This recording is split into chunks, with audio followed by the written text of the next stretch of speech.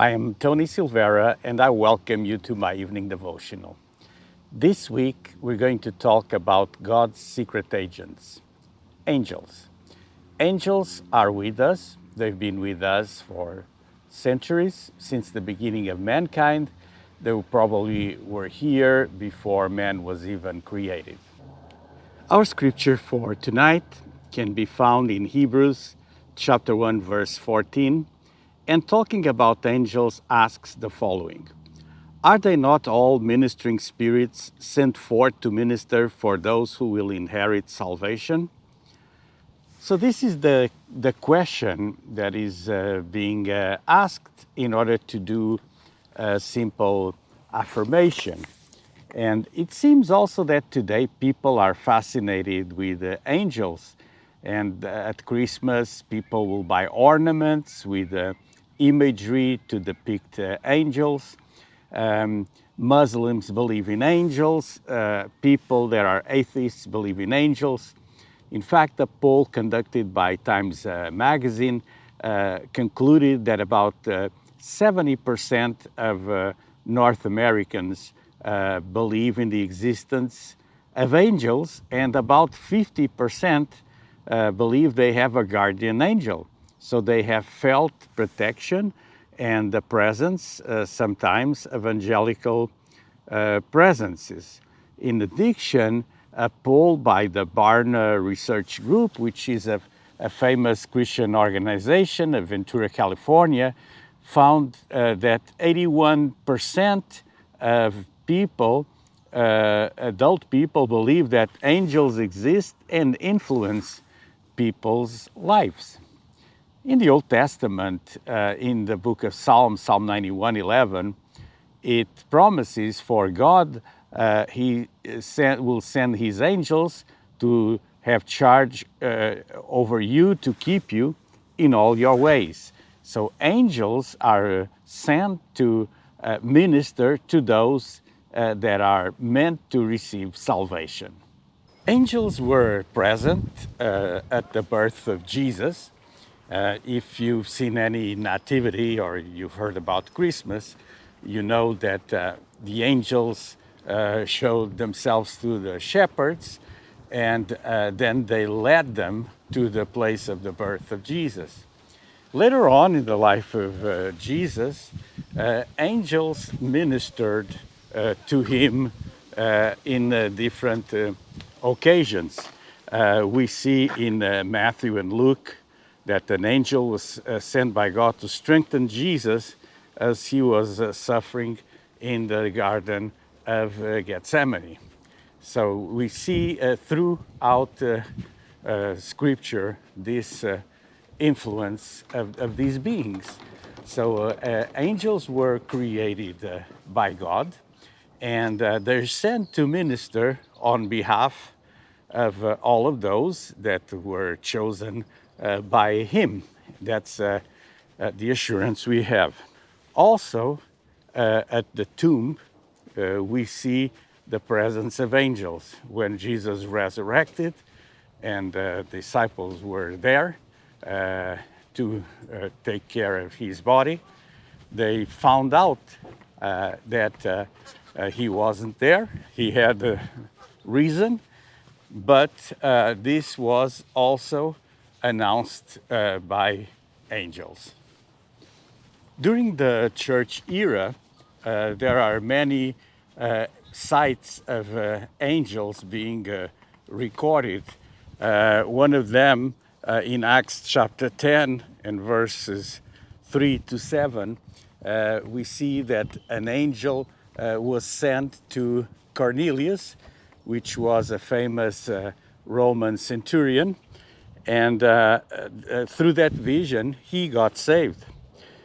In the ministry of the apostles, we have in Acts 5:19 and 6:15, an angel that opened the doors of a prison and caused them great joy, bringing deliverance. Peter was in prison and the church was praying, and God sends an angel to bust him out.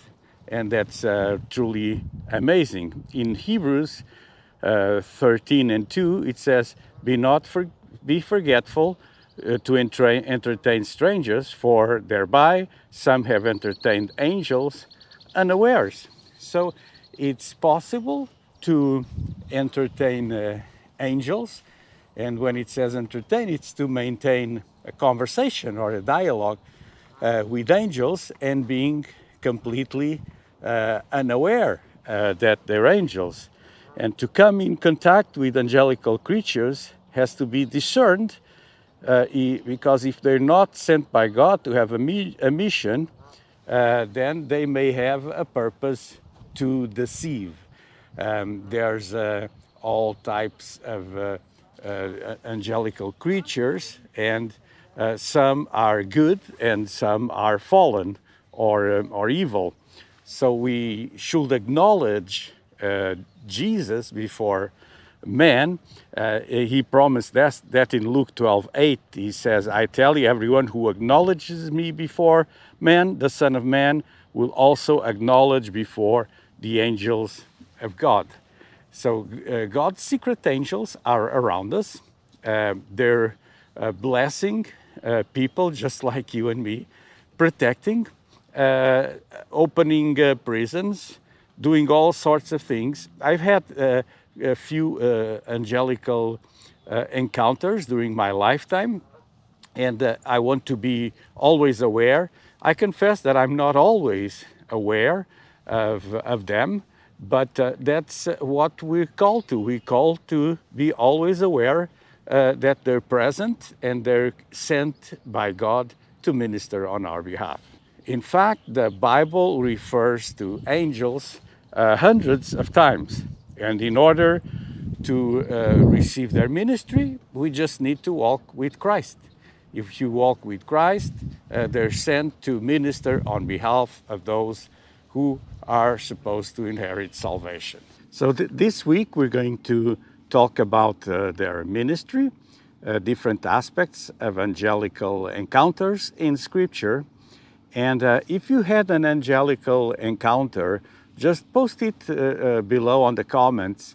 I would like to hear from you. It says that they're ministering spirits to minister forth to those who will inherit salvation. So I call them angels, God's secret agents. There's a book by Billy Graham with that title. I think it's a great title because that's who they are. They're secret, not because what they do is secret, but because they're not many times acknowledged by people, and so they're often ignored. We ignore them. They're passing by, they come, and we ignore that there are angels. Well, the word angel means a messenger, and so it can be applied also to humans, and sometimes it's applied to humans. People say of someone, oh, you're an angel, when they want to talk about a good or gentle type of personality, helping personality. It's very often referred that way. We also see people being referred as angels when you talk about a child that passed away.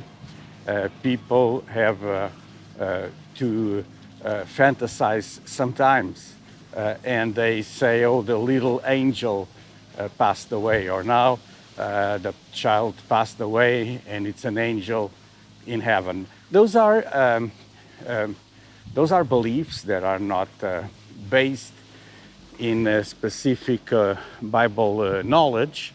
Sometimes we go through dark experiences in our lives.